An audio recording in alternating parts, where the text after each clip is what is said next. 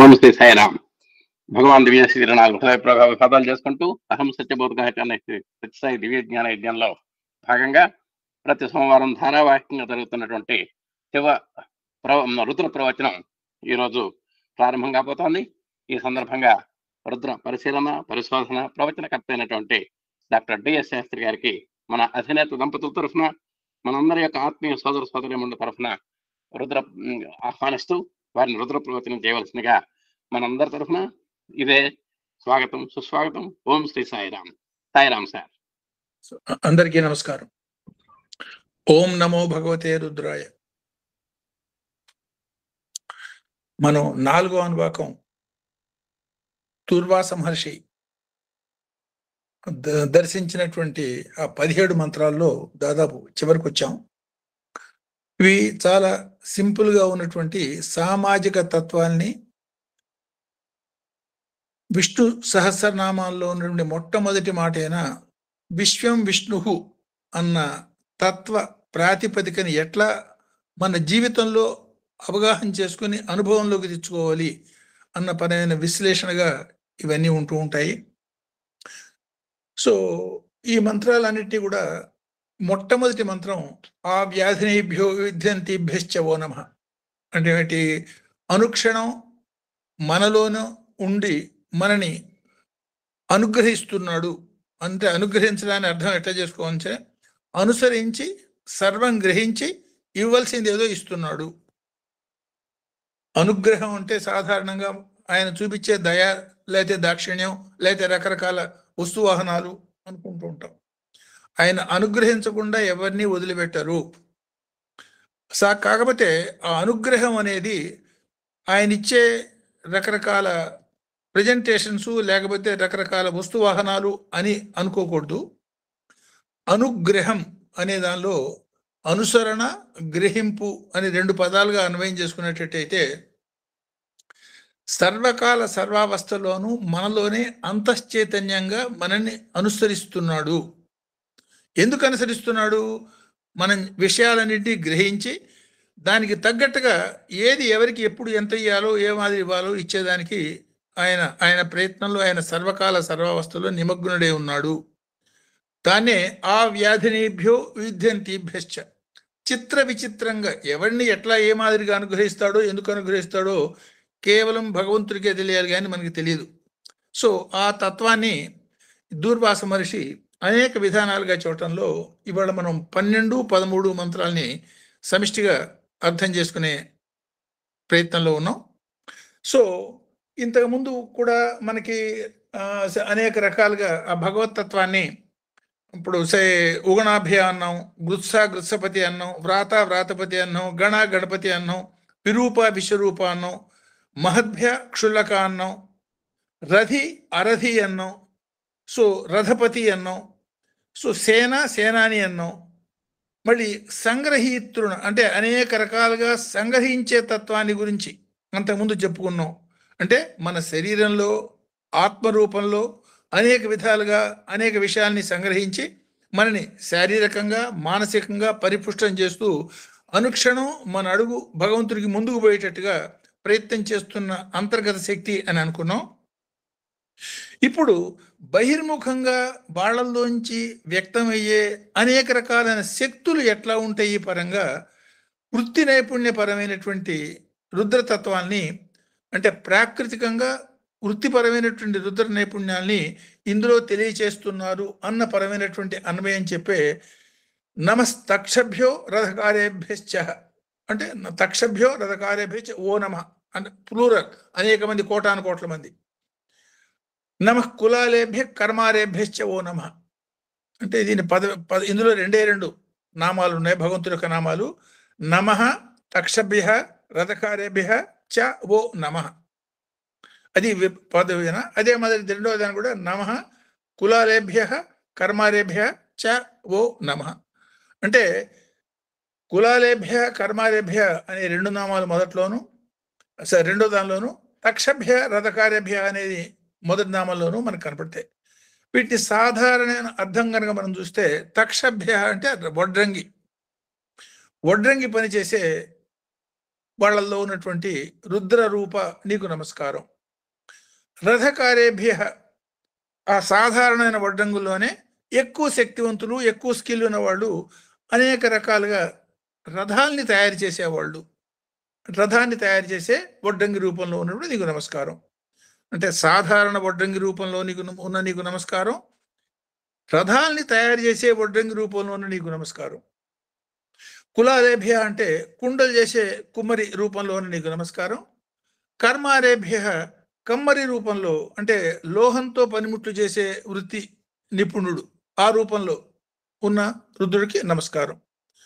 అంటే సాధారణంగా పెట్టి మనం చాలా సింపుల్గా, అతి సాధారణంగా, అంటే సంఘంలో కొంచెం లోవర్ కేటగిరీకి, సామాజికంగా లోవర్ కేటగిరీకి చెందిన వాళ్ళు, లేకపోతే ధనపరంగా కొంత తక్కువ సంపాదన ఉన్నటువంటి వర్గం వాళ్ళు అన్న భావన ఉన్న రోజుల్లో చెప్పిన మంత్రం. అంటే కొన్ని వందల వేల సంవత్సరాలకి ఎప్పటిదో కూడా మనకి తెలియదు. సో ఈ అట్లాంటి సంఘంలో అట్లాంటి వాళ్ళు ఎవరన్నా చూసి ఈ అనుభూతి, అంటే వాళ్ళలో ఉన్నటువంటి రుద్రతత్వాన్ని తను అనుభూతి పొంది, మనం ఆ మాదిరిగా అనుభూతి పొందటమే విశ్వం విష్ణువు అన్న తత్వ రహస్యం అన్న మాటని దుర్వాస మహర్షి మనకి చెప్పటంగా దీనిలో ఉన్నటువంటి అంతరార్థాన్ని మనం గ్రహించవచ్చు. సో మంత్రానికి ఉన్నటువంటి సాధారణ అర్థం కనుక చూసి, అంటే ముందే మనం చెప్పుకున్నాం, మొట్టమొదటి సర్వకాల సర్వావస్థల్లో మనని అనుగ్రహించేదానికి మనని అనుసరిస్తూ గ్రహిస్తూ ఆ పని చేస్తున్నాడు అని. శ్రీడి అవతారంలో మీరు ఎట్లా అన్ని కళ్ళతో చూసినట్టుగా మీరు చెప్తున్నారు అన్న మాటని అధికారి అడిగితే, అంటే ఆ రోజుల్లో తహసీల్దార్ లాంటి వాడే చాలా గొప్ప అధికారి. వాళ్ళు అడిగినప్పుడు, నేను నీలోనే ఉన్నాను కదా, నీలోనే ఉండి అన్ని అనుసరిస్తున్నాను, అన్ని గ్రహిస్తున్నాను అనే మాట ఇక్కడ మనం గుర్తు చేసుకోవచ్చు. సో దీన్ని అంటే ఈ కమ్మరి, కుమ్మరి, వడ్రంగి, ఇట్లాంటి సాధారణ చేతి వృత్తి పని వాళ్ళల్లో మనుషులు అంతా ఒకే మాదిరిగా ముండే మతిరి వినహా అన్నట్టుగా తలకాయలు ఒకే మాదిరిగా ఉంటాయి. వాళ్ళలో పైనుంచి చూస్తే ఏ రకంగానూ మనం వాళ్ళని గుర్తించలేము. అంటే ఎవడు వడ్రంగి, ఎవడు కుమ్మరి, ఆ పని చేసినప్పుడే మనకి తెలుస్తుంది. అంటే ఒకే మాదిరిగా కనపడుతున్నటువంటి సాధారణ నిమ్న వర్గాలు అని భావించబడుతున్న వాళ్ళల్లో ఉన్నటువంటి అసాధారణమైనటువంటి వృత్తి నైపుణ్యం అనేక రకాలుగా వ్యక్తం కావటం అనేది ఇందులో ప్రత్యేకత. అంటే వాళ్ళల్లో కామన్గా ఉన్నది ఏమిటి? అంతశ్చైతన్యమే కామన్గా ఉన్నది. సో ఒక్కొక్కడిని వాళ్ళల్లో ఉన్నటువంటి అంతశ్చైతన్యం, ఒకరిని వడ్రంగిగా, ఒకరిని కుమ్మరిగా, ఒకరిని కమ్మరిగా, ఒకరిని అందులో కూడా స్పెషలిస్ట్గా రకరకాలుగా చేస్తూ ఈ సొసైటీలో ఎట్లాంటి వాళ్ళని, ఏ రకాల నైపుణ్యాన్ని ఉన్న వ్యక్తుల్ని మనం చూస్తున్నాము. సో ఈ నైపుణ్యాలన్నిటికీ కారణం ఏమిటి? వాళ్ళల్లో అంతర్లీనంగా ఉన్నటువంటి శివశక్తి తత్వమేను అన్న దాని మీద మనం దృష్టి పెట్టగలిగేటట్టయితే, ఎక్కడి నుంచి వచ్చింది ఈ నైపుణ్యం? వాళ్ళకేం ప్రత్యేకమైన పెద్ద పెద్ద చదువులు ఏం లేవు. Imagine a society a few thousand years back. So వాళ్ళ వృత్తుల్లో వాళ్ళు చూసి నేర్చుకుని, అందరూ పోనీ ఒకటే నేర్చుకోవచ్చు కదా. సో ఒక్కొక్కళ్ళు ఒక్కొక్క రకమైన ప్రత్యేకమైన నైపుణ్యం. ఈ నైపుణ్యానికి కారణభూతమైనటువంటి అంతశ్చైతన్యం ఏమిటి అన్న స్పృహ కలిగేటట్టయితేనే ఆ అంతశ్చైతన్యమే ఒకే ఒక తత్వం అనేక రకాలుగా నాట్యభంగిమల్లాగా అనేక రకాలుగా వ్యక్తం అవుతోంది. అదే ఆ శివశక్తి తత్వాన్ని చూడగలిగినప్పుడే అది నీకు విశ్వం అంతా విష్ణువు అన్న భావం స్థిరమవుతుంది అన్న పరమైనటువంటి అన్వయంగా ఇది అవుతుంది. ఇది దాని యొక్క సాధారణమైన అర్థం. అంటే దేవి సప్తశతిలో మనకు ఒక మాట చెప్తాడు, యాదేవి సర్వభూతేషు వృత్తి రూపేణ వర్ధిత. వృత్తి అనేది ఏదో మనకి యాక్సిడెంటల్గా వచ్చింది.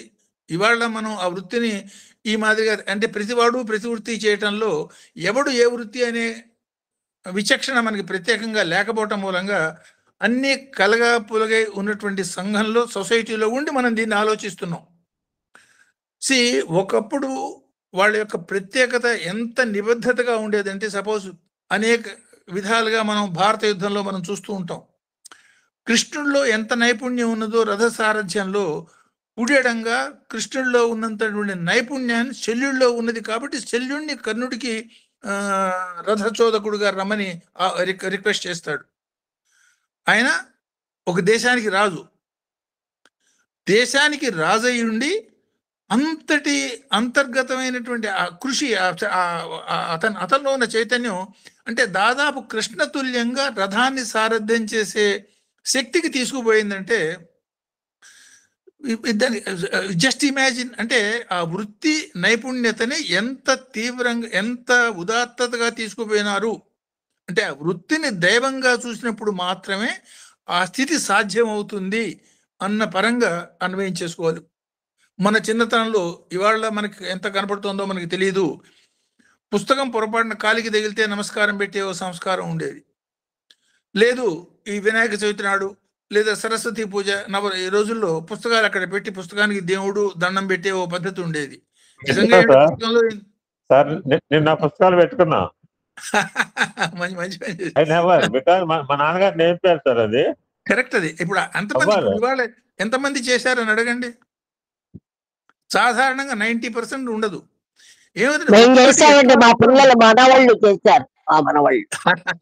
చాలా సంతోషం అమ్మా, వెరీ గుడ్.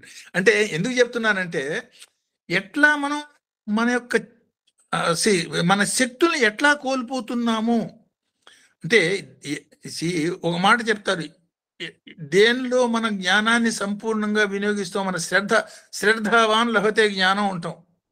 ఆ శ్రద్ధావాన్ లభతే జ్ఞానం అనేది అనుక్షణం ఎట్లా అప్లై చేసుకోవాలి అనే సంకేతాన్ని ఈ వృత్తి వీటన్నిటిలోనూ మనకి ఋషి మనకి చూపిస్తున్నాడు.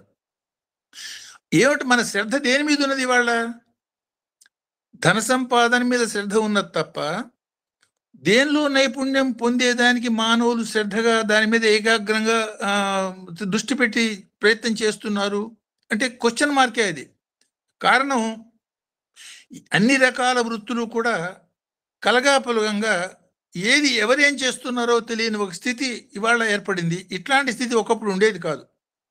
ఎందుకు ఆ గురువుల్లో ఒకరిని చూస్తాం, 21 గురువుల్లో బాణాన్ని తయారు చేసే ఆ బాణం అంచుని వాడు సానబట్టడంలో వాడి ఏకాగ్రత చూసి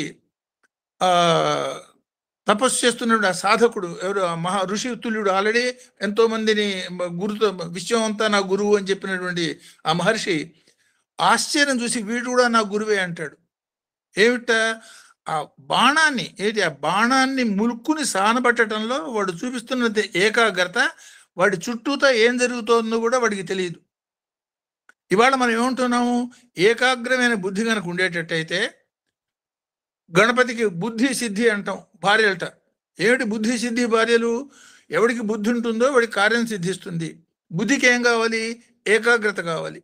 ఒకడు మంత్రం మీద ఏకాగ్రత పెట్టిన వాడు బ్రాహ్మడు అన్నారు. ఆ వృత్తి పని మీద ఏకాగ్రత పెట్టి అందులో భగవంతుడిని చూసిన వాడిని ఆ వృత్తి వృత్తికారుడు, వృత్తి నైపుణ్యం ఉన్నవాడు అన్నారు. అంటే ఎవరెవరి వృత్తుల్లో వాళ్ళు అంత తీక్షణమైనటువంటి ప్రయత్నం చేయటమే భగవంతుడి యొక్క అనుగ్రహానికి కారణమైనటువంటి సొసైటీ ఆనాడు ఉన్నది. అంటే కారణం వాళ్ళ యొక్క ఏకాగ్రత. సో దీన్ని అమ్మవారి పరంగా ఏం చెప్తారు? యాదేవి సర్వభూతేషు వృత్తి రూపేణ వర్ధిత నమస్తస్యే నమస్తస్యే నమస్తస్యే నమో నమః. ఈ వృత్తి అనేది కేవలం వాడిని వృత్తి నుంచి ప్రవృత్తికి పోయే మార్గం ఉన్నది. వృత్తులు వేరువేరుగా ఉండొచ్చు కానీ అందరికీ ప్రవృత్తి మాత్రం భగవంతుడి యొక్క అనుభూతిని పొందటమే అన్న పరమైనటువంటి జీవితాన్ని గడుపుతున్నటువంటి సొసైటీ భారతీయ సంస్కృతి ప్రకారం ఉన్నటువంటి హైందవ సాంప్రదాయం ప్రకారంగా జీవించే సంస్కృతి. అట్లాంటిది ఇవాళ రకరకాలుగా పోవటంలో ఆ నైపుణ్యాలు మనం కోల్పోయి, నైపుణ్యాలు కోల్పోవటమే కాదు జీవిత గమ్యాన్ని కూడా ఇండైరెక్ట్గా కోల్పోయాము అన్న భావన ఇందులోంచి మనం అర్థం చేసుకోవచ్చు. అంటే ఏ పని చేస్తున్నా సరే సంపూర్ణమైనటువంటి ఏకాగ్రతతో దాన్నే త్రికరణ శుద్ధితో చేయటం మొదలు పెట్టేటట్టయితే అది భగవంతుడి యొక్క అనుగ్రహానికి దారి తీస్తుంది. ఆ ఏకాగ్రత ఏ రూపంలో పెట్టావు అది నీ ఇష్టం. ఎందుకు ఒక సంఘటన ఒక ఒక ఒక కథ ఇది ఏంటంటే నాకు గుర్తొస్తున్న కథ చెప్తా. యాక్చువల్గా ఒక సందర్భంలో ఒక దొంగ గుళ్ళోకి ప్రవేశించి దొంగతనం చేద్దామని గుళ్ళో ప్రవేశించాట. గుళ్ళో ప్రవేశించి అక్కడ అమ్మవారిని చూసి పూజారి పూజలు ఇవన్నీ పూజ పూర్తయ్యేదాకా అక్కడే సైలెంట్గా కూర్చుని అన్ని వింటూ ఏకాగ్రంగా మనసు దాని మీదే పెట్టి అమ్మవారి మీదనే ఏకాగ్రంగా పెట్టి వాడు ఉండిపోయినాడు. సరే పూజారి తలుపు వేసేసి లోపల అంత పెట్టి వెళ్ళేటప్పుడు వీడు లోపల ఉన్నవాడు వాడు దొంగతనం చేసి బయటపడదామనే ప్రయత్నం చేసినాక అంత ఏకాగ్రంగా అమ్మవారి మీద ధ్యాస పెట్టి అప్పటిదాకా ఆ గుళ్ళోనే ఉన్నవాడికి సో ఆ ఏకాగ్రత మూలంగా అమ్మవారి యొక్క నవ్వుతున్నట్టుగా దర్శనం ఇచ్చిన అనుభూతి కలుగుతుంది. సరే వాడికి ఆ తన్మయత్వంలో ఏమిటి అమ్మవారు నాకు అనుగ్రహించింది, వాడి దగ్గర ఏమున్నది, ఏం చేయాలో వాడికి తెలియదు. పూజారి రకరకాలుగా పూజలు చేశాడు, నైవేద్యం పెట్టాడు, అది చేశాడు, ఇది చేశాడు, పోయినాడు. వీడికి ఏం చేయాలో తెలియని అర్థం కాదు. అమ్మవారిని అనుగ్రహించింది, అమ్మవారిని నేను ఎట్లా సంతృప్తిపరచాలి. వాడికి చేత అయింది రకరకాలుగా కత్తి తిప్పటం. సో అంటే ఏమిటి, విచిత్రాలుగా కత్తి తిప్పుతూ అవతల ఎదురుకుండా వచ్చేవాడిని ఎవడు అడ్డం వస్తే వాడిని నరికేసి వాడి పని వాడు పూర్తి చేసుకుని వాడు నేర్చుకున్నది. ఆ ఏకాగ్రంగా కత్తి తిప్పుడు అమ్మవారి ముందే వాడు మనస్ఫూర్తిగా త్రికరణ శుద్ధిగా చేసి చివరికి స్పృహ తప్పి పడిపోయినాడు. తెల్లవారేటప్పటికీ పూజారి వచ్చేటప్పటికి చూసిన దృశ్యం వీడి తలని ఒళ్ళో పెట్టుకుని అమ్మవారి యొక్క రూపం కనిపిస్తుంది. అమ్మవారు ఈ పూజారి చూసి రాగానే విగ్రహంలోకి వెళ్ళిపోతుంది. కానీ విగ్రహం చీర మాత్రం ఈ చెమటతో తడిసిన విధానంగా కనపడి ఆశ్చర్యపోతాడు. ఏమిటంటే వీడిని లేపి చూస్తే వాడు చేసింది రాత్రల్లా నువ్వు చూసింది అమ్మవారిని నేను చూస్తూ ఆ ఆనందంలో నాకు ఏం చేయాలో, అమ్మవారికి నేను ఏం ఆఫర్ చేయాలో నాకు తెలియక నాకు చేతైన విద్య ఇది, ఆ విద్యనే ఆఫర్ చేశాను, అంతకు తప్ప నాకేమీ తెలీదు. చాలా ఆనందం, ఏ ఆనందం ఉన్నదో తెలియని విధానంగా రాత్రల్లా నాకు వెళ్ళిపోయింది అని చెప్తాడు. అంటే ఏకాగ్రత, సాధనలో ఏకాగ్రత రావాలన్నా చదువులో ఏకాగ్రత ఉన్నదే, చేస్తున్న పనిలో ఏకాగ్రత ఉన్నదే, ఉద్యోగంలో ఏకాగ్రత ఉన్నదే, సమాజంలో ఏకాగ్రంగా ఇప్పుడు సేవ చేస్తున్నాం, ఏకాగ్రంగా సేవ చేసేటట్టయితే ఆ సేవ మనని ఎక్కడికి తీసుకుపోతుంది అన్న పరమైనటువంటి అన్వయం చేసుకునేటట్టయితే ఈ వృత్తి నైపుణ్యానికి, అది ప్రవృత్తికి దారితీసే మార్గానికి లింక్ ఏమిటో మనకు అర్థమవుతుంది. అంటే ఎందువల్ల వీళ్ళందరినీ ఒక పాయింట్ ఆఫ్ టైంలో ఆయా వృత్తుల్లో నైపుణ్యం సాధించి భగవంతు యొక్క అనుగ్రహం పొందేదానికి ఉన్నటువంటి సొసైటీ ఎట్లా ఉండేదో just we can imagine based on these mantras. So ఇది సాధారణమైనటువంటి అర్థం. అదే తక్షభేరద కార్యం అంటే మరి ఏమిటి, అద్వైత సాధకుడు లేకపోతే అమృతత్వ సాధకుడు యొక్క లక్ష్యం ఏమిటి? విశ్వం విష్ణువు తత్వపరంగా విశ్వం అంతా ఒకే ఒక చైతన్యాన్ని దర్శించగలిగిన స్థితి రావాలి. దానికి రుద్రం ఎట్లా మనకి దోహదం చేస్తుంది? మెట్టుగా దేన్ని మనం పోగొట్టుకోవాలి, దేన్ని మనం పెంచుకోవాలి, అంటే ఉగణాభ్య త్రిగుణోతిభ్య, అట్లా ఈ నైపుణ్యాన్ని ఎట్లా గ్రూప్ని ఎట్లా అర్థం చేసుకోవాలి, అంటే వ్రాతాన్ని ఎట్లా అర్థం చేసుకోవాలి, గణాన్ని ఎట్లా అర్థం చేసుకోవాలి, అందులో ఉన్న చైతన్యాన్ని ఎట్లా అనుభవించాలి. సో ఈ క్రమంలోనే గొప్ప గొప్ప వాళ్ళు మహానుభావుల గురించి వాళ్ళ గురించే కాదు, అందరిలో కామన్గా ఉన్నటువంటి ఆత్మతత్వాన్ని దర్శించే మార్గం మెట్టుగా ఎట్లా చేయాలో మహర్షి మనకి సూచనప్రాయంగా ఈ మంత్రాల్లో మనకి తెలియజేస్తున్నారు. లేకపోతే ఓ వడ్రంగి నీకు నమస్కారం, ఓ కుమరివాడ నీకు నమస్కారం, అవి మంత్రాల అఖండమైన మంత్రాలు. ఎందువల్ల ఆ మార్గంలో భగవద్ అనుభూతి ఎట్లా మనం పొందాలో తెలియచేస్తున్నాయి కాబట్టి అవన్నీ మంత్రం రాసేయింది. సో ఇవి సాధారణమైన అర్థాలు. అంటే ఏ రకమైన వృత్తి నైపుణ్యమైనా అంతర్గతమైనటువంటి నైపుణ్యానికి కారణం ఆ శివశక్తి యొక్క చైతన్యం ఒక్కొక్కళ్ళలో ఒక్కొక్క మాదిరిగా భాషిస్తోంది అన్న భావనతో మనం చూడాలన్న సంకేతం. ప్రకృతిలో అనేక రకాల వైరుధ్యాలు. ఒక్క మాట మన కళ్ళ ముందు చూసింది, అంటే కళ్ళ ముందు జరిగింది, అంటే మనం బతుకొని పడి జరిగింది. ఈ మధ్య అయోధ్యలో రాముడు ప్రతిష్ఠ అయింది సార్. జస్ట్ ఇమాజిన్, ఆ విగ్రహం దగ్గర నుంచి ఆ విగ్రహంలో అంటే మనకి అంటే లక్కీలు ఏమంటే మనం బతుకున్నాం ఇప్పుడు. అవును, ఇప్పుడు ఏమో సార్ స్వామి ఉన్నప్పుడు అవతారం అప్పుడు పుట్టాము, చూసి చూడ ఇప్పుడు పుట్టుంటే సాయిబాబా అవకాశం లేదు. సాయిబాబా అనే దేవుడు ఉండేవాట. అలానా, ఏ పుస్తకాల్లో ఉంది అని పుస్తకాలు కొనుక్కొని చూసుకునేవాళ్ళం. అంతే కదా, కరెక్ట్. కృష్ణుడి గురించి ఎట్లా చూస్తున్నాం మనం? This is practical sir. ఇందులో అభూత కల్పన. ఇప్పుడు మీరు నాకు ఎందుకంటే ఇప్పుడు మన కళ్ళ అందరూ కూడా వీళ్ళందరూ వీక్షించిన వాళ్ళు. అయోధ్య టెంపుల్ ఉంది, టెంపుల్ కట్టారు, టెంపుల్ కట్టడానికి ఒక నైపుణ్యం గల వాళ్ళు పిలుచుకున్నారు. అందులో ఇప్పుడు విగ్రహం ఎవడైనా చేయొచ్చు. భారతదేశంలో 140 కోట్ల మంది ఉన్నారు, ఎంతో మంది తెలుపులు ఉన్నారు. ఆ అవకాశం ఒకతను, ఎందుకంటే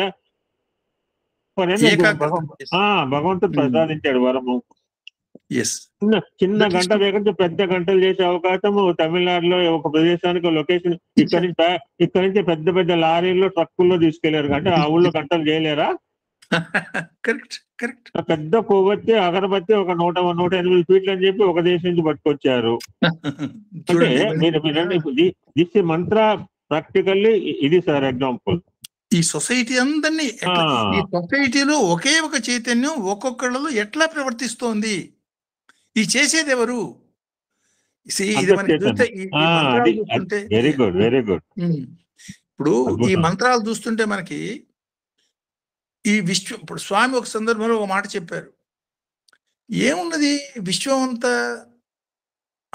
అంతరార్థాన్ని పరిశీలించు, ఉన్నదంతయు చెప్పు నొక్క మాట, ఆత్మ ఆత్మ ఆత్మయే సర్వంబు, ఆత్మ తప్ప వేరే ఏమీ విశ్వంలో లేనే లేదు అన్న మాట ఒకే ఒక మాటలో స్వామి చెప్తే, ఆదిశంకర్ల వారు గురు శిష్యుల సంవాద పరంగా ఈ అఖండ అద్వైత తత్వాన్ని ఒక శ్లోకంలో చెప్పారు.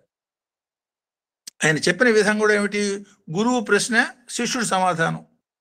అంటే ఏం చూస్తున్నావు అంటే, ఎట్లా నువ్వు చూస్తున్నావు అంటే, సూర్యుడి వల్ల చూస్తున్నాను అంటాడు. ఓహో, సూర్యుడి వల్ల చూస్తున్నావు, అయితే రాత్రిపూట ఎట్లా చూస్తున్నావు? చంద్రకాంతి దీపం వల్ల చూస్తున్నాను. సో దీపాన్ని ఎట్లా చూస్తున్నావు? దీపం లేనప్పుడు దీపాన్ని కళ్ళతో చూస్తున్నాను. కళ్ళు మూసుకుంటే ఏం చూస్తున్నావు? అరే నిజమే, కళ్ళు మూసుకుంటే మనసుతో చూస్తున్నాను. గాఢ నిద్రపోతున్నప్పుడు ఏం చూస్తున్నావు? అప్పుడు మనసు లేదు కదా. అవును, గాఢ నిద్రలో కూడా నేను అనే ఒక చైతన్యం నాకున్నది, అదే అన్నిటినీ చూస్తోంది, అదే విశ్వం అంతా ఉన్నది, అది తెలుసుకో. ఇంతే మొత్తం వేదాంతం అంటాడు. అంటే అసలు ఒకే ఒక శ్లోకం నుంచి ఎంటైర్ గీతలో చెప్పిన 700 శ్లోకాల అర్థం ఇదే. అంటే ఈ ఎంటైర్ రుద్రంలో మనం ఈ 169 మంత్రాలు మనం తెలుసుకునే తత్వం ఇదే. సో ఒక్కొక్కళ్ళకి ఒక్కొక్క యాంగిల్లో అది తగులుతుంది. ఆ తగిలినప్పుడు ఆ మనసు స్పందిస్తుంది. ఆ స్పందించి సాధనలో ఆ అనుభూతి వాడు పొందగలుగుతాడు అన్న పరమైనటువంటి మార్గంలో మనం దీన్ని ప్రాక్టికల్గా ఆలోచించేటట్టయితే, ఇవన్నీ మనం చేస్తున్న పనిలో సంపూర్ణమైనటువంటి శ్రద్ధ వహించి చేయటం మూలంగా ఆ శ్రద్ధ మనని ఎట్లా భగవంతుడి దాకా తీసుకుపోతుంది. కాబట్టి వృత్తిని కేవలం వృత్తిగా చూడకుండా దైవంగా చూడటంలో అంతరార్థం వృత్తి ద్వారా ప్రవృత్తిని పొందటమే. కోర్స్ కొన్ని వృత్తులకి ఎక్కువ ప్రత్యేకత ఉంటుంది. వాళ్ళు సహజంగా చేసే పనులే. ఫర్ ఎగ్జాంపుల్, ఒక టీచర్ ఉన్నాడు, ఏమిటి ఆ వృత్తిలో సర్వకాల సర్వావస్థలోనూ అవతల వాడిని పైకి తీసుకొచ్చే ఒక తత్వం ఉంటుంది. వాడికి తెలియకుండా వాడే ఇప్పుడు బాల వికాస్ గురువు. వాడికి బాల వికాస్కి ఎంత వికాసం వస్తుందో తెలియదు, కానీ మనస్ఫూర్తిగా మనం చేస్తే మన మనో వికాసం మాత్రం తథ్యంగా వస్తుంది. లేదు ఒక డాక్టరు, ఏమిటి ఎట్లా ఈ ప్రాణాన్ని నిలపాలి, ఏమిటి ప్రాణం నిలపటం అంటే దేన్ని నిలుపుతున్నాడు?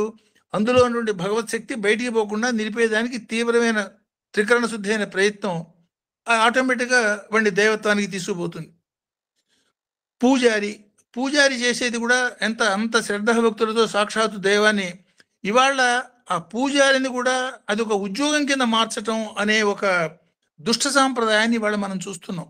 అంటే వృత్తి నుంచి ప్రవృత్తికి మనం పోవాలరా భగవంతుడా అని ఆ మార్గంలో మనం ఉన్నటువంటి సొసైటీని, ప్రవృత్తిని కూడా వృత్తిగా చూసే ఒక హేయమైనటువంటి స్థితికి ప్రజెంట్గా ఉన్నటువంటి పాలకులనండి ఇంకోళ్ళనండి పట్టుకు రావటం అనే స్థితి ఇవాళ మనం గమనిస్తున్నాం. కాబట్టి ఇట్లాంటి స్థితిలో భగవంతుడి యొక్క అవతారం, ఆయన మళ్ళీ అతి చిన్న సాధారణమైన సేవ అనే కార్యక్రమం నుంచి ఆ చేస్తున్న పనిలోంచి ఏకాగ్రత, మనస్సేకం వచస్సేకం కర్మణ్యేకం మహాత్మనః అని, మనశ్శన్యం వచస్సన్యం కర్మణ్యన్యం దురాత్మనః, ఈ భావంతో మీరు సేవ చేయండి అని చిన్న చిన్న పనులలో నుంచి ఆ వృత్తి నైపుణ్యం అనండి, లేదా ఆ వృత్తిపరమైనటువంటి చివరికి మనని ప్రవృత్తి పరంగా అంటే చేస్తున్న ప్రతి చిన్న వృత్తిలోనూ అంటే ఎవడెవడికి ఏ వృత్తి చేతవుతుందో ఆ వృత్తిపరమైనటువంటి సేవ. అందరూ ఒకే సేవ చేయక్కర్లేదు. ఎవడికి ఎందులో ప్రావీణ్యత ఉన్నదో వాడు ఆ ప్రావీణ్యతని భగవంతుడి పరంగా భగవంతుని నమ్మి ఆచరించే ఒక ప్రక్రియ ఈ సేవా సమితులు అనే పేరు పెట్టి స్వామి ఎంత ఇండైరెక్ట్గా మళ్ళీ ఈ వృత్తి నుంచి ప్రవృత్తికి మారుస్తున్నారు అని ఆలోచిస్తే మనకు కొంత ఆశ్చర్యంగా, ఓహో, మనకి తెలియకుండానే మనని తన వైపుకు మోల్డ్ చేసుకోవటం, అది కేవలం భగవంతుడికి మాత్రమే సాధ్యమైంది.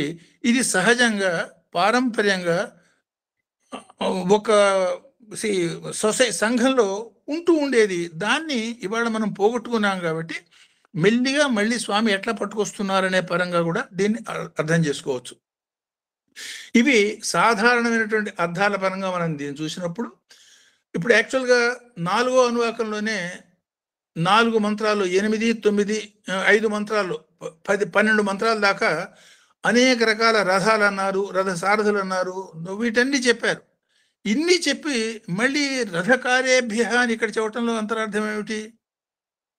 అనేక రథాలు, రథికుడు, అరధికుడు, ఆత్మస్వరూపం, ఇవన్నీ డిస్కషన్ అయింది. 5 మంత్రాల్లో వర్ధన రకరకాలుగా రూపాలు చెప్పి ఇక్కడ చెప్పటం ఏమిటి అంటే దీన్ని ఈ వీటిల్లో ఉన్నటువంటి అంతరార్థపరంగా దీన్ని ఆలోచించినప్పుడు ఒకే ఒక విశ్వవ్యాపకమైనటువంటి శివశక్తి తత్వం, నమ సోమాయ చ రుద్రాయ చ ముందు వస్తుంది. సోమ అంటే మనం ఏం చెప్పుకున్నాం? సహ ఉమా ఇది సోమ అంటే కేవలం శివుడైతే స్థాణుస్వరూపం అని, కేవలం శక్తి అయితే శక్తిప్రదమై ఉంటుందని, ఈ రెండూ కలిసినప్పుడే ఏదన్నా సాధ్యం అవుతుందని ఆ శివశక్తి స్వరూపం యొక్క అవ్యక్తమైనటువంటి శివశక్తి యొక్క వ్యక్త రూపమే ఈ ప్రపంచ విష్ణువు అని అనుకున్నాం. సో ఈ శివశక్తుల యొక్క వ్యక్త రూపమే ప్రపంచం కాబట్టి ఈ ప్రపంచంలో ఉన్న అంతర్భావాన్ని మళ్ళీ ఆ శివశక్తి పరంగా చూసే నైపుణ్యాన్ని నేర్చుకోండి, అది తెలుసుకోండి. మీ ఏకాగ్రమైన దృష్టి దాని మీద పెట్టండి. పెట్టినప్పుడు మాత్రమే ఆ అంతశ్చైతన్యం, అది భగవంతుడి యొక్క శక్తి అన్న అనుభూతి మీకు కలిగినప్పుడు ఆ ప్రయాణం ఆ మార్గంలో ఉంటుంది, ఆత్మవైపు ప్రయాణం ఉంటుంది. లేకపోతే ప్రాపంచికమైన ప్రయాణమే. ఆ సూక్ష్మ విషయాన్ని ఇందులో ఈ మాదిరిగా చెప్తున్నారు. సో ఇప్పుడు ఇందులో సపోజ్ 2వ అనువాకంలో అన్నపతి అనుకున్నప్పుడు ఒక జీవి ఇంకొక జీవికి ఎట్లా ఆహారం అవుతుంది, ఈ కాలచక్రంలో ఎట్లా అవుతుంది అంటే ప్రతి జీవి ఇంకొక జీవికి అన్నమే. ఒక ఋతువు ఇంకో ఋతువులో లయమైపోతుంది. అంటే పొగలు రాత్రిలో లయమైపోతుంది, రాత్రి పొగల్లో లయమైపోతుంది. ఇవన్నీ చూస్తున్నాం, ఈ కాలచక్రంలో ఉంటున్నాం. సో ఈ అన్నిటినీ నడిపిస్తున్నటువంటి చైతన్యం ఒకటి ఉన్నది.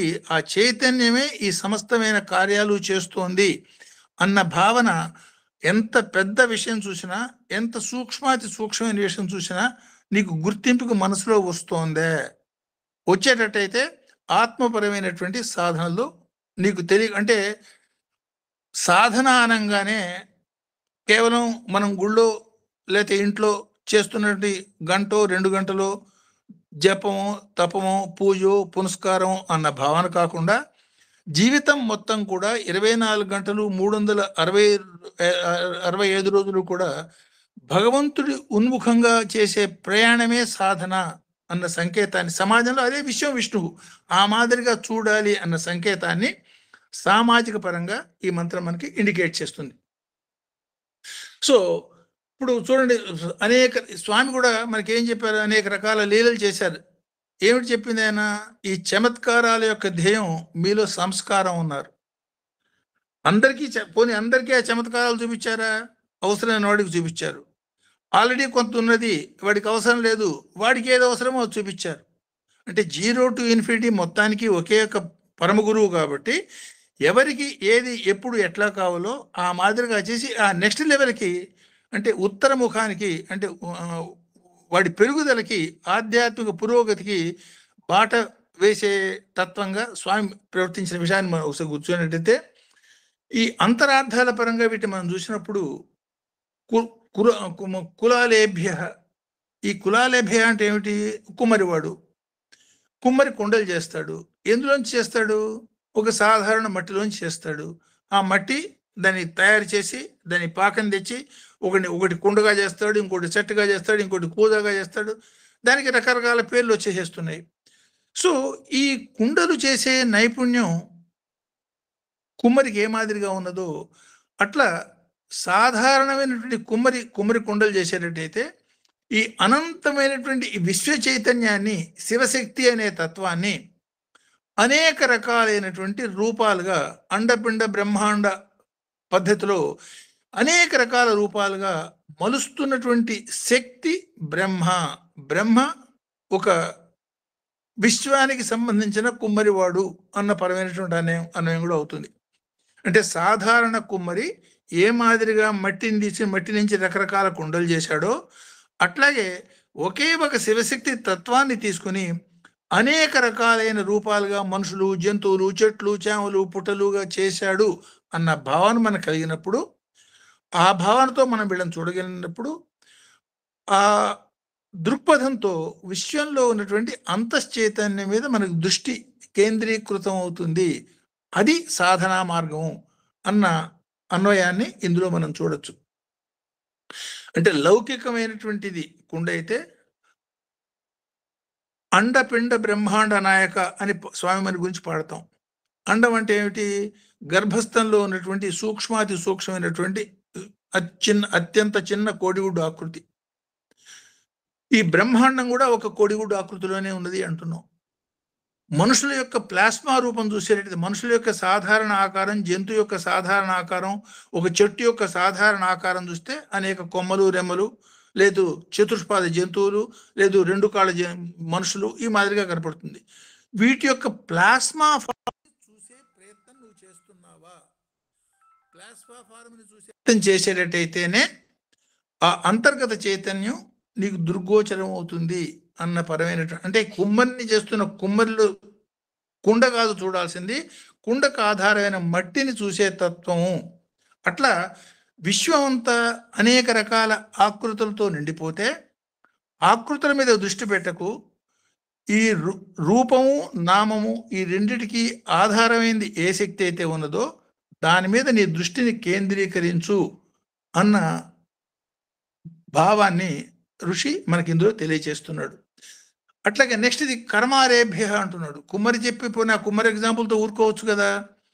కర్మారేభ్య అంటే ఏమిటి? అనేక రకాలైన లోహంతో పనిముట్లు చేసే వృత్తి కమ్మరి. అంటే కత్తులు, కటార్లు, రకరకాల వస్తువులు, వాహనాలు, ఆయుధాలు అవన్నీ తయారు చేస్తారు. బాణాలు ఇవన్నీ తయారు చేస్తారు కమ్మరి వాళ్ళు. అంటే దీన్ని ఎట్లా మనం అర్థం చేసుకోవచ్చు? దాని అంతరార్థంగా నువ్వు చూసేటట్టయితే మన మనస్సులో నుంచి వ్యక్తం అవుతున్నటువంటి ప్రతి భావం ఒక బాణమే. అంతకుముందు రుద్రుడి యొక్క బాణాల పరంగా దీన్ని అన్వయం చేసుకున్నాం. దాన్నే సృష్టి అనొచ్చు. అంబు రూపంలో లోకానికి వచ్చేటట్టయితే, మనస్సులోంచి భావంగా బయటకు వచ్చేటట్టయితే దాన్నే మనస్సు నుంచి వ్యక్తమైనటువంటి సంకల్పం అనొచ్చు, సంకల్ప వికల్పాలు అనొచ్చు. అట్లా అనేక రకాలైనటువంటి సంకల్ప వికల్పాలు అనుక్షణం నీ మనసులోంచి బయటకు వస్తూనే మెదులుతున్నాయి. ఈ మెదులుతున్నవన్నీ ఒక్కొక్కటి ఒక్కొక్క ఆయుధం లాంటిది. కమ్మరి చేస్తున్నటువంటి పనిముట్లు లాంటిది. కమ్మరి చేసే పనిముట్లు రెండు రకాలుగా మనం వినియోగించుకోవచ్చు. ఒక కత్తి తయారు చేశాడు. ఆ కత్తి డాక్టర్ చేతిలో కనుక ఉండేటట్టయితే ప్రాణాన్ని రక్షించేదానికి ఉపయోగపడుతుంది. అదే ఒక పనికిరాని వాడి చేతిలో, ఒక దుర్మార్గుడి చేతిలో ఉండేటట్టయితే ప్రాణాన్ని తీసేదానికి ఉపయోగపడుతుంది.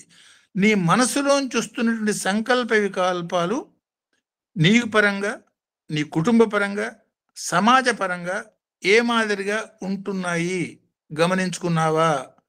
అది డాక్టర్ నైఫ్లాగా ఉన్నాయి, నువ్వు భగవంతుడి వైపు పోతున్నట్టు.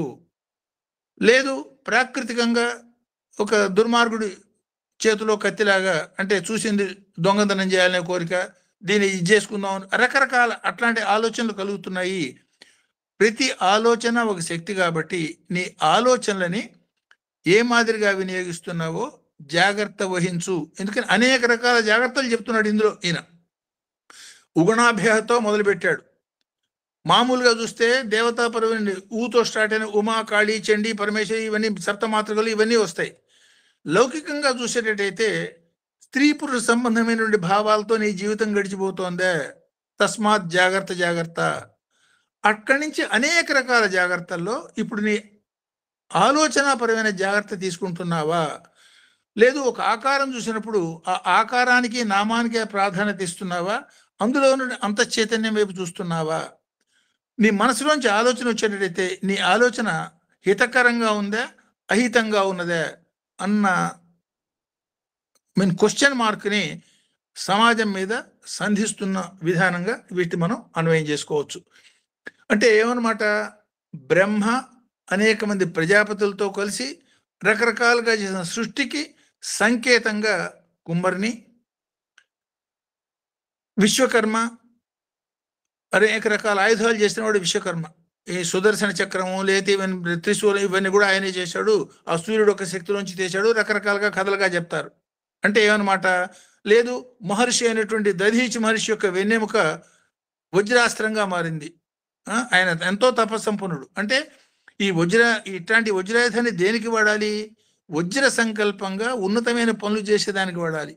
అదే పనికిరాని వాటికి వాడినప్పుడు ఇంద్రుడంతటి వాడికి శక్తిహీనుడైపోయి కొన్ని వేల సంవత్సరాల పాటు ఒక తామరతుడిలో దాక్కోవాల్సి వస్తుంది. అంటే నీ మనసులో కలుగుతున్న సంకల్ప వికల్పాల్ని వ్యక్తిహితంగా, కుటుంబహితంగా, సమాజహితంగా వాడగలిగావా, అది పురోగతి పరంగా నేను తీసుకుపోతుంది. ఎవరూ చూడటం లేదు, ఎవరూ గమనించటం లేదు, ఎవరికి అర్థం కాలేదు అని వాటిని నెగిటివ్గా వాడుకున్నావా, అవే చాలా ప్రమాదకరమైనటువంటి స్థితిని కలిగిస్తాయి. నీకు ఈ పురాణాల్లో కలుగుతున్నటువంటి సమస్తమైన ఇంద్రుడు అనండి, ఈవెన్ బ్రహ్మకి కూడా ఒక్క నెగిటివ్ ఆలోచన రాగానే ఆ తలకాయ ఎగిరిపోయింది. ఆ 5 తలకాయల్లోంచి ఎప్పుడైతే ఆ తలకాయ ఎగిరిపోయిందో దాని మూలంగానే బ్రహ్మకేం కోపం రాలే, పొరపాటు అయిపోయింది, నా పొరపాటుకి శిక్షతో అక్కడికి సరిపోయింది, ఇంకోసారి పొరపాటు జరగకుండా జాగ్రత్త చూసుకుంటానని క్షమాపణ పెడతాడు. కానీ ఆ తలకాయ తీసేశాడు శివుడు అని ఆకార రూపంలో భావించిన బ్రహ్మగారి కుమారుడు దక్ష ప్రజాపతికి మాత్రం తీవ్రమైనటువంటి తన తలకాయ పోయేదాకా వచ్చింది అహంకారాన్ని. ఈ కథలుగా మనం చూసేటట్టయితే అవి ఏదో చిన్న పిల్లలు తెలుసుకునే కథలుగా ఉంటాయి. ఆ కథల్లో ఉన్నటువంటి అంతరార్థపరమైన మార్గానికి మనం చూసేటట్టయితే అఖండమైనటువంటి జ్ఞానాన్ని మనకు అందిస్తాయి అన్న పరంగా కూడా ఇది అన్వయం చేసుకోవచ్చు. అంటే నిజంగానే బ్రహ్మకు లేని బాధ బ్రహ్మ కొడుకు ఎందుకు వచ్చింది, దాని ఫలితం పర్యవసానం ఏమైంది, ఆయన తలకాయ పోగొట్టుకునే పరిస్థితి వచ్చింది కదా. అట్లాగే సైంధవుడు జగద్హితమైనటువంటి పనులు చేసేదానికి బదులు జగత్ కంటకమైన పనులు చేస్తున్నా సరే వాడి తలకాయ ఎవడు కింద పడేస్తాడో, ఎవడు పడగొడతాడో, ఆ పడగొట్టిన వాడి తలకాయ 1000 ఒక్కలు కావాలంటే చివరికి ఏమైంది, ఆ తండ్రి కొడుకు ఇద్దరు ఎగిరిపోయే పరిస్థితి వచ్చింది. అంటే భగవంతుడి యొక్క సంకల్పం చిత్ర విచిత్రమైన రీతుల్లో నీ ఆలోచనకి ప్రతిఫలం ఇచ్చే విధానంగా ఉంటుంది. అది మనసులో పెట్టుకుని ఆ జాగ్రత్తతో నీ ఆలోచన విధానాన్ని సమాజ హితంగా సర్వకాల సర్వావస్థల్లో ఉంచు. లేకపోయేటట్టయితే అది నీకు ఎక్కడికి దారి తీస్తుందో, ఎంతో పెద్ద పెద్ద గొప్పవాళ్ళు అనుకున్న వాళ్ళు కూడా దక్ష ప్రజాపతి అనండి, రావణాసురుడు అనండి, హిరణ్యకశిపుడు హిరణ్యాక్షుడు అనండి, ఈవెన్ బ్రహ్మనండి, బ్రహ్మకైనా సరే ఆ పరిస్థితి వచ్చింది. మరిచిపోమోక విస్పష్టంగా ఏ రకమైనటువంటి ఎక్కువ తక్కువ లేకుండా అనుగ్రహించే శక్తి పరమేశ్వరుడు. కాబట్టి అందరిలో తనే శివశక్తి రూపంలో అనుసరిస్తూ గ్రహిస్తూ మనకి ఫలితాలు ఇస్తున్నాడు అన్న భావంతో జీవితాన్ని గడపటమే సాధన. అంతేగాని సాధన అనేది ఒక పర్టికులర్ టైంకో పర్టికులర్ దీనికో లేదు.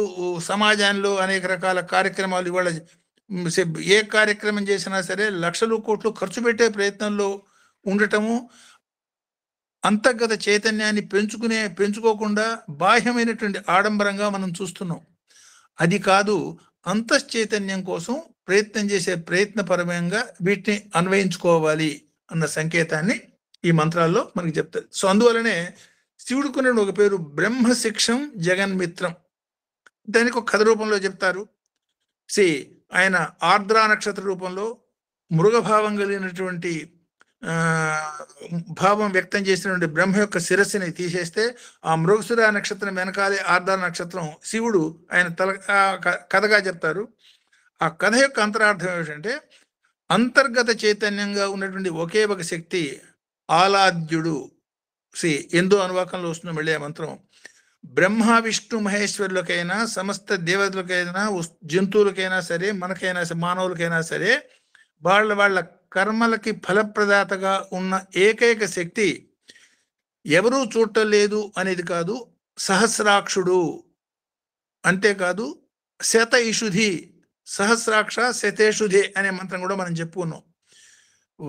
వందల వేల బాణాలని, వందల లక్షల కళ్ళని కలిగి చూసి దానికి తగ్గట్టుగా ఫలితాన్ని అనుగ్రహించే విధానంగా ఆ బాణాన్ని వదులుతాడు అన్న పరమైనటువంటి అన్వయంగా చేసుకున్నప్పుడు ఈ జాగ్రత్తలు తీసుకోవటం అనేది సాధనలో అద్వైత సాధకుడికి చాలా ఇంపార్టెంట్ అన్న భావాన్ని ఈ రెండు మంత్రాల్లోనూ మనకి దూర్వాస మహర్షి ఇండికేట్ చేస్తున్నాడు. సో ఈ సాధనకి మార్గదర్శి ఏంటంటే ఎంత చిన్న అల్పమైనటువంటి విషయంలో కూడా అనంతమైనటువంటి దైవభావాన్ని నిండి ఉన్నటువంటి తత్వంగా చూసే అలవాటు చేసుకో. ఇదేదో ఆఫ్టర్ ఆల్ కుమ్మరివాడు, ఆఫ్టర్ ఆల్ కమ్మరివాడు కాదు. ఒక గడ్డి పరకలో కూడా భగవద్ దర్శనాన్ని చేసుకోవాల్సిన అవసరం త్విషీమతే అని మనం చెప్పుకున్నాం. త్విషి అంటే అందులో ఉన్న గడ్డి పరకలోని కూడా అందులో ఉన్న కాంతిపర తత్వాన్ని దాన్ని ఆస్వాదించు. గడ్డి పశువుకి ఆనందాన్ని ఇస్తుంది, కాంతి సాధకుడికి ఆనందాన్ని ఇస్తుంది. సో కాంతి వైపు నీ దృష్టి ఉండాలి తప్ప బాహ్యంగా కనపడుతున్న గడ్డి వైపు కాదు అన్న రెండో అనువాకంలో మనం చెప్పుకున్న మంత్రం యొక్క అన్వయాన్ని ఇండైరెక్ట్ గా ఇక్కడ మనం చూడొచ్చు. సో ఈ 11, 12 ఈ 12, 13 మంత్రాల యొక్క మంత్రభావాన్ని శ్లోక రూపంలో మనం చెప్పినప్పుడు తక్షకో రథకారేభ్య ప్రజాపతేన ప్రథమ అంటే ప్రజాపతులు ఈ రూపాన్ని తయారు చేస్తారు. కశ్యపుడి యొక్క సంతానం దేవతలు కశ్యపుడి సంతానమే, రాక్షసులు కశ్యపుడి సంతానమే, పాములు పక్షులు కూడా రాక్షసుడు. అంటే ఏమన్నమాట, ప్రజాపతి అంటే బ్రహ్మకు అసిస్టెంట్. అనేక రూపాల్లో అనేక రకాల వీటిని తయారు చేశారు. ఈ తయారు చేసే తత్వం మొత్తాన్ని కూడా కుమ్మరి మట్టిలో నుంచి కుండలు చేయటం. సో ఒకే మట్టి తీసి అనేక రకాల కుండలు చేసినట్టుగా ఒకే ఒక దైవ చైతన్యం నుంచి ఒకటి పశువుగా పుట్టింది, ఒకటి పక్షిగా పుట్టింది, ఒకటి జంతువుగా పుట్టింది, ఒకటి మనిషిగా పుట్టింది, ఒకటి దేవతగా పుట్టింది. కారణం ఏమిటంటే భగవంతుడు వాళ్ళ మీద ఏ మాదిరిగా అనుగ్రహించారో ఆ మాదిరి రూపాలు వాళ్ళకు వచ్చినాయి. అంతేగాని అంతర్గతంగా అందరిలో ఉన్న చైతన్యం మాత్రం ఆ శివశక్తి స్వరూపమే అన్న భావనతో ఉండటమే అనుక్షణ సాధన అన్న పరమైనటువంటి అన్వయాన్ని ఈ మంత్రంలో మనకి ఇండికేట్ చేస్తున్నాడు. సో ఈ తక్షభ్య రథక ప్రజాపతేన ప్రథం యజ్ఞ రూపం జగత్కర్తృం ఏకబిల్వం శివార్పణం. విశ్వం అంతా యజ్ఞంలో నుంచి సాధించాను అని పురుషోక్త మంత్రం మనకి చెప్తుంది. చేస్తుంటే యజ్ఞం చేస్తేనే యజ్ఞం అనే భావన కాకుండా చేస్తున్న ప్రతి భావన కూడా యజ్ఞపరమైన భావనగా, త్యాగపరమైన భావనగా మలుచుకునేదానికి ప్రయత్నం చేయండి. అదే సాధన అవుతుంది. ఈ సాధన ఫలసిద్ధి పొందేదానికి కొన్ని ప్రత్యేకమైన టైంలో మార్నింగ్ అనండి, ఈవినింగ్ అనండి, అది చేసేది స్పెషల్ సాధన అవుతుంది. జీవితంలో అనుక్షణం సాధన. కొన్ని సందర్భాల్లో మనం చేసే పూజా పునస్కారాలు లేకపోతే హోమాలు, అభిషేకాలు, కార్యక్రమాలు దాన్ని స్పెషల్ సాధన. ఆ మాదిరిగా జీవితాన్ని అన్వయం చేసుకోండి అన్న పరంగా మొదటి మంత్రం చెప్తుంది. సో ఏక బెల్లం శివార్పణం, 3 గుణాలకి సంకేతమైన బెల్లాన్ని నీ పాదాలకి సమర్పించడంలో ఉద్దేశం యజ్ఞరూపకమైనటువంటి జీవనం నాకు సిద్ధించగలిగేదానికి నేను నిన్ను ఆ మాదిరిగా ప్రార్థిస్తున్నాను స్వామి అన్న పరంగా మొదటి మంత్రాన్ని. ఈ 13వ మంత్రాన్ని కులాలేభ్య కర్మారేభ్య పంచబ్రహ్మ స్వరూపంతో క్రీడాతే లోకరచనం ఏకబిల్వం శివార్పణం. సో ఈ కుమ్మరి పరమైనటువంటి అన్వయంలో పంచబ్రహ్మ స్వరూపంగా అనేక రకాల రూపాలు నువ్వే తయారు చేస్తున్నావు. ఒక రూపం సదాశివ బ్రహ్మ అయింది, ఇంకొక రూపం సాధారణ బ్రహ్మ అయింది, ఒక రూపం జంతువు అయింది, ఇంకొక రూపం పిట్ట అయింది, ఇంకో రూపం పక్షి అయింది. ఇవన్నీ చేసేది నీ యొక్క శక్తి, నీ యొక్క సంకల్పానుసారమే. వాళ్ళ కర్మల్ని ఆధారంగా చేసుకుని స్వసంకల్పానుసారం చేస్తున్న ఓ పరమేశ్వరుడా, ఇదంతా నీకు ఒక క్రీడగా ఉండొచ్చు. ఈ క్రీడలో నేను ఇరుక్కోకుండా, అంటే ఈ కాలచక్రంలో మళ్ళీ పుట్టడం మళ్ళీ పెరగడం ఈ సంస్కృతిలో పడిపోకుండా దీనిలోంచి నేను బయటపడగలిగేదానికి నీ క్రీడని అర్థం చేసుకుని మార్కండేయ మహర్షి ధర్మరాజుకి చెబుతాడు భారతంలో, ఎన్నో కల్పాలు కల్పాంతాలు బ్రహ్మల యొక్క సృష్టి రావటం పోవటాన్ని చూసినవాడు ఆయన. మొట్టమొదటిసారి చూసినప్పుడు ఆయనకి భయం కలిగింది ఒక క్షణం. ఆ భయం కలిగినప్పుడు వెంటనే పక్కనే భగవత్తుడి యొక్క దర్శనం చిన్న బాలుడి రూపంలో, వటపత్రశాయి రూపంలో కృష్ణుడి యొక్క దర్శనం కలిగిందిట. ఆ దర్శనం మూలంగా ఈయన యొక్క భయం పటాపంచలైపోయిందిట. అంటే ఇండైరెక్ట్ గా ఏం చెప్తున్నాడు, ఎవడైతే భగవంతుడి యొక్క భావంలో ఉంటారో ఎంతటి జటిలమైనటువంటి స్థితి వచ్చినా, అంటే రాబోయే 3-4 సంవత్సరాలు కొంచెం క్రిటికల్ గా ఉండే టైం అని మనం అనుకుంటున్నాం, దానికి తగ్గట్టుగా ఎంతటి జటిలమైన పరిస్థితిలో కూడా, అంటే పూర్తిగా మొత్తం విత్డ్రా చేసిన సందర్భంలో కూడా మార్కండేయ మహర్షి లాంటి వాడికి భయం కలిగించిన స్థితులు ఉన్నా భగవంతుడి యొక్క భావన, భగవంతుడి యొక్క దృష్టి ఆయన మీద ఎప్పుడైతే మనం దృష్టి పెట్టామో ఈ సర్వ భయాల నుంచి మనం దూరం అయ్యేదానికి అవకాశం ఉంటుంది. కాబట్టి దృష్టి ఆయన మీద పెట్టి సృష్టిని లీలగా చూడటం అనే ఒక ప్రక్రియని మనం జీవితంలో అలవాటు చేసుకోవాలి అన్న పరంగా ఈ 2వ మంత్రాన్ని 13వ మంత్రాన్ని మనం శ్లోక రూపంలో అన్వయం చేసుకోవచ్చు. సో ఈ 12, 13 మంత్రాలు చాలా సింపుల్గా సాధారణంగా ఉన్న మంత్రాలు, అందువల్ల ఎక్కువ జటిలమైన భావాలు లేవు. కానీ సాధనగా చేయవలసిన పని మాత్రం చాలా ఎక్కువగా ఉంటుంది. చూడటానికి చాలా సింపుల్గా ఉన్నాయి. సర్వకాల సర్వావస్థల్లోనూ భగవంతుడి మీదే భావన ఉండాలి. ఏం చూసినా సరే భగవంతుడే నీకు ఆలోచన రావాలి. వినటానికి చాలా సింపుల్గా ఉన్నది, అనుసరణలో పెట్టేదానికి మాత్రం గట్టి ప్రయత్నంతోనే సాధ్యమయ్యేది. కాబట్టి సో ఆ ప్రయత్నంలో మనందరినీ భగవంతుడి అనుగ్రహించాలని చేస్తూ సో ఇక్కడ ఆపుతాను. ఇందులో క్వశ్చన్స్ కానీ any other doubts connected to this 12, 13 or anything back ఉంటే దోస్ పాయింట్స్ విల్ డిస్కస్. అందరికీ నమస్కారం. నమస్కారం అండి. సాయిరామ్. నమస్కారం. ఒక్క నిమిషం.